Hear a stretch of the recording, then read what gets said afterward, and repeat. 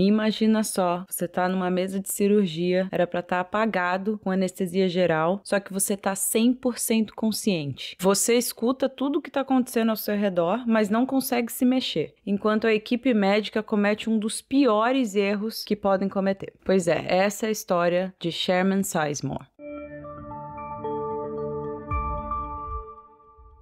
Fala, meu povo bonito! Eu sou a Su, sejam muito bem-vindos ao canal. Gostaria de agradecer muito, a gente atingiu a marca de 1000 seguidores, a gente só tem a agradecer. Pra quem é novo aqui, não conhece o canal, já curte, compartilha, manda pra todo mundo e vamos pro vídeo.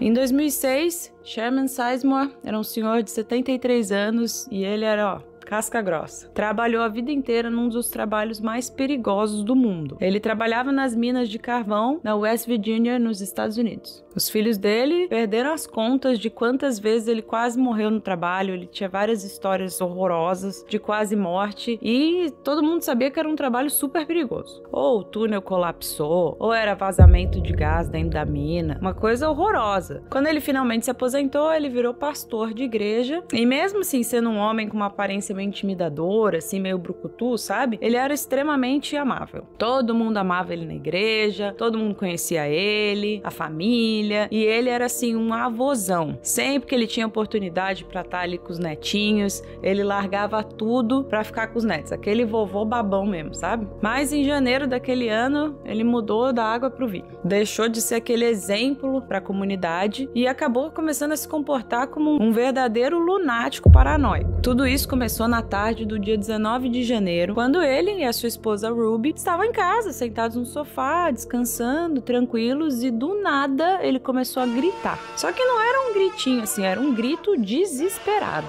Você imagina o susto que a Ruby não levou, né? O Sherman tava lá gritando, olhando para um canto assim da sala, desesperado, e ela tomou aquele susto, começou a falar com ele, gritar com ele: Sherman, para, que é isso? E olhando pro canto e não via nada, ela não viu absolutamente nada, e ele continuou. Ela começou a falar pra ele: o que você tá gritando, o que tá acontecendo, o que você tá vendo? Mas ele não fazia nada, ele só continuava gritando e olhando fixamente pro canto da sala. Até que uma hora ele meio que para de gritar e só fica lá vidrado, com os olhos vidrados, e dá pra ver que ele começa assim, a pressão dele começa a baixar, ele vai ficando branco, branco, branco. Parecia assim que ele tava congelado, em extremo pânico com o que ele tava enxergando ali. Você imagina. A Ruby, coitada, não entendeu nada e começou a ficar um pouco em pânico também, porque ela não sabia como agir nessa situação. O que ela conseguiu fazer foi sair correndo em direção a ele, abraçou ele e começou a falar bem no ouvido dele: tá tudo bem, calma, Sherman, volta pra mim. E isso meio que funcionou, assim, parece que ele saiu do transe que ele tava e voltou à realidade. Nisso ele abraça ela de volta e começa a falar: por favor, não sai do meu lado, fica aqui comigo porque eles querem me matar. A Ruby ficou extremamente assustada com tudo isso e sem entender, né? O Sherman, na verdade, nunca tinha se comportado assim antes. Ele, na verdade, era um cara até super contido, na dele, quieto.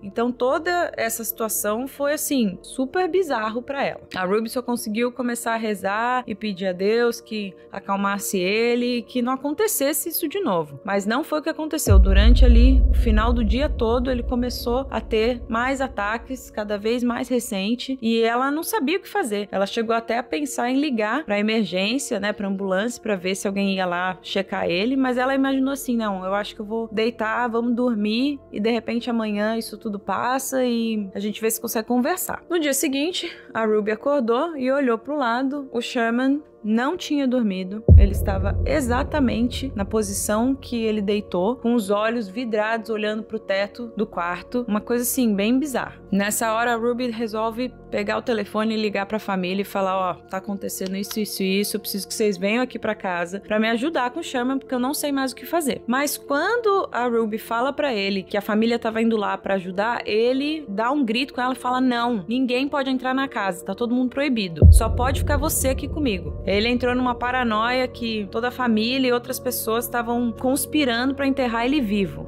Olha que doideira. A única pessoa que podia estar lá dentro da casa era a Ruby e mais ninguém. E aí que a família ficou mais desesperada ainda, né? Ninguém tinha noção ainda, mas aquela mudança de comportamento do Sherman tinha uma explicação muito específica e extremamente perturbadora. Alguns meses antes daquele dia que ele teve o ataque de pânico, Sherman começou a reclamar de fortes dores abdominais. Ele e a esposa foram então até o médico, explicaram o que estava acontecendo, que ele estava sentindo muita dor. E depois de alguns testes e exames, o médico falou para ele que essa dor provavelmente estava sendo causada por algum problema na vesícula biliar dele. Mas, infelizmente, o único jeito de ter certeza que esse era o problema era fazer uma pequena cirurgia, abrir a barriga dele e analisar a vesícula para ver o que tinha de errado lá. O médico perguntou para o Sherman se ele estava disposto a fazer isso ou se ele queria esperar mais um pouco e ver se passava a dor. Mas como ele estava com muita dor, ele falou: não, eu prefiro fazer logo a cirurgia e resolver isso logo. Então, na manhã do dia 19 de janeiro, bem no dia que o Sherman endoidece lá no final da tarde, ele chega no hospital para fazer a cirurgia. A esposa e a filha foram acompanhando ele estava super bem, conversando com todo mundo, super descontraído, deitou na maca, os enfermeiros foram levando ele até o centro cirúrgico, ele falou tchau pra esposa, pra filha, falou: gente, tchau, até logo, já vejo vocês. Tudo normal. Quando ele chegou ali na sala de cirurgia, continuou conversando com as enfermeiras, super tranquilo, e aí foi o momento que tinham que aplicar a anestesia nele. Para essa cirurgia, ele ia acabar tomando ali uma anestesia geral, que ele ia ficar completamente apagado, não ia, ver nada da cirurgia e ia acordar ali no quarto de recuperação, tranquilo, como se nada fosse. O anestesista, então, coloca ali a máscara de gás bem no rosto do Sherman, e para fazer essa anestesia geral, ia precisar ali de um coquetel de 2 remédios. Um dos remédios faz com que os músculos do paciente fiquem completamente paralisados. E o outro, sim, que é o anestésico, que faz o paciente apagar de vez. Mas, mais importante que isso, faz o paciente não sentir absolutamente nada. Só que aí que deu a cagada. O anestesista esqueceu de misturar um dos remédios. Ele misturou o remédio que deixa a pessoa paralisada, mas ele esqueceu de dar o anestésico que faz a pessoa dormir e não sentir nenhuma dor. Você imagina. Então, o Sherman começa a inalar ali aquele gás, achando que tava tudo bem. A enfermeira fala pra ele: começa a contar até 10, que você já vai apagar. Então ele começa a fazer isso realmente. E geralmente, quem já passou por cirurgia assim sabe. Você começa ali 1, 2, 3. No 3 você já tá capotado, né? Então ele foi fazendo isso. 1, 2, 3. Só que ele chegou até o 10 e não tinha apagado. Nesse momento ele se liga então que ele tá escutando tudo que tá acontecendo na sala. E o pior,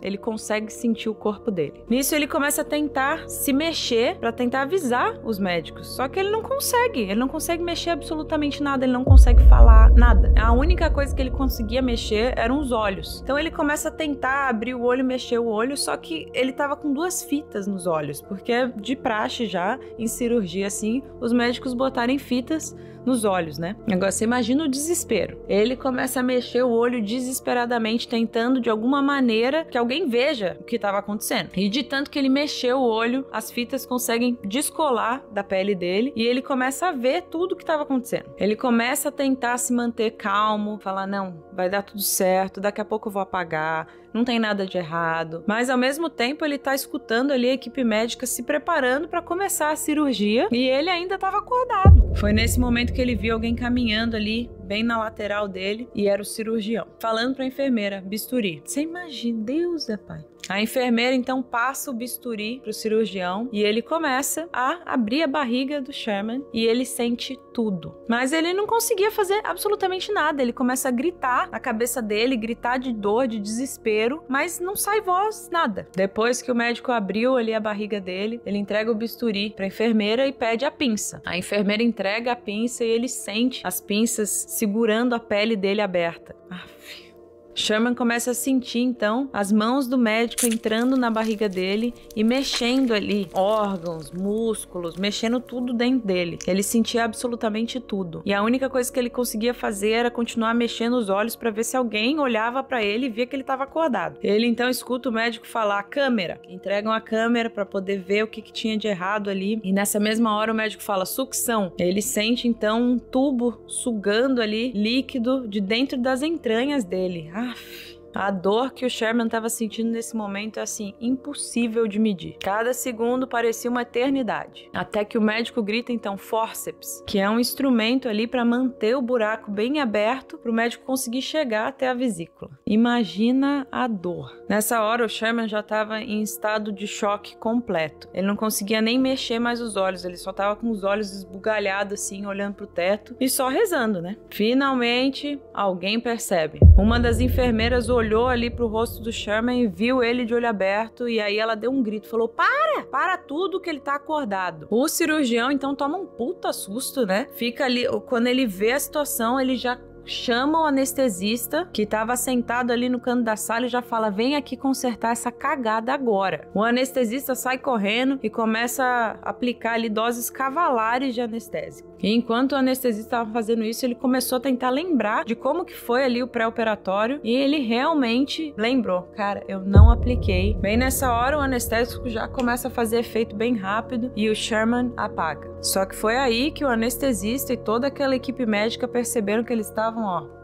ferrados, né? Que mesmo que ele tivesse apagado agora, ele passou 16 minutos de cirurgia completamente consciente e sentindo tudo. E que quando ele acordasse ali na sala de recuperação, ele ia lembrar de tudo isso. Com certeza o Sherman, lembrando de tudo isso, ia processar ali o hospital, a equipe médica ia perder ali suas licenças, todo mundo, né? Tava todo mundo, ferradinho. Nesse momento, então, eles resolvem fazer um plano ali na sala de cirurgia. Depois que o Sherman apagou ali, o anestesista resolve aplicar mais um remédio pro coquetel que ele estava tomando, e esse remédio é chamado de midazolam, e ele era conhecido como o remédio da amnésia. A ideia era que eles terminassem a cirurgia e agora com esse remédio, né, o remédio da amnésia, ele ia pra sala de recuperação, ia acordar e não ia se lembrar de absolutamente nada. Então, tava todo mundo tranquilo e se sentindo assim: bom, a gente tá salvo, né? Não vai correr risco de processo nenhum. Foi exatamente o que aconteceu. O Sherman, quando acordou na sala de recuperação, ele não se lembrava de absolutamente nada que tinha acontecido, mas ele não se lembrava conscientemente, né? Porque o seu corpo ali como um todo meio que registrou que ele tinha passado por um trauma extremo. Só que a droga ali da amnésia apagou essa memória do que o corpo dele estava sentindo. Então, quando ele acordou ali na sala de recuperação, ele sentiu que alguma coisa estava errada. Ele estava assustado, com medo, meio impaciente, com ansiedade lá na lua, mas ao mesmo tempo ele não se lembrava de absolutamente nada. Ele meio que finge que tá tudo bem, que tá tranquilo, e acaba recebendo alta e vai pra casa. Naquela tarde, então, a Ruby levou ele de volta pra casa, e quando ele senta no sofá, ele começa a receber aquela rajada de sentimentos, medo, né, tudo aquele sentimento ruim, e foi nisso que ele teve o ataque de pânico. Nos dias seguintes desse ataque de pânico, ele começa a ter assim uns flashbacks, umas imagens de médico abrindo ele, dor, ele começa a ter isso tudo voltando pra ele. Mas ele não conseguia conectar ali que ele tinha vivido isso, porque ele não tinha memória nenhuma. Ele achava que estava, na verdade, vivendo um pesadelo e não conseguia fugir ali daquelas imagens. A família tentou de tudo, falou com médicos, psicólogos, para ver como ajudar o Sherman, mas infelizmente eles não tiveram tempo. E apenas 2 semanas depois da cirurgia, Sherman acabou tirando a vida dele em um dos ataques de pânico.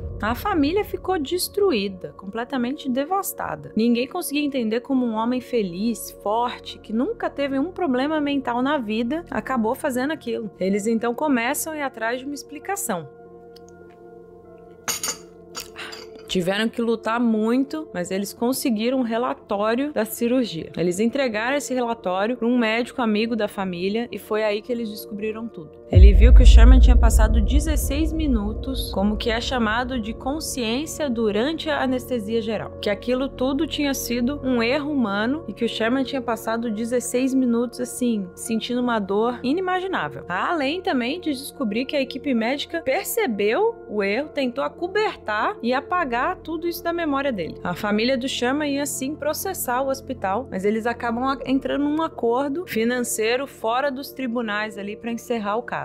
Dá para imaginar que deve ter sido uma grana violenta, né, para abafar esse caso. Então é isso, pessoal, essa foi a história de hoje, assim, bem bizarra. Deus me livre. Gostou? Já curtiu? Já se inscreveu no canal? Compartilha aí com a família, amigo, pessoal que gosta bem dessas coisas bizarras aí, já compartilha. E fiquem ligados pro próximo vídeo. Falou!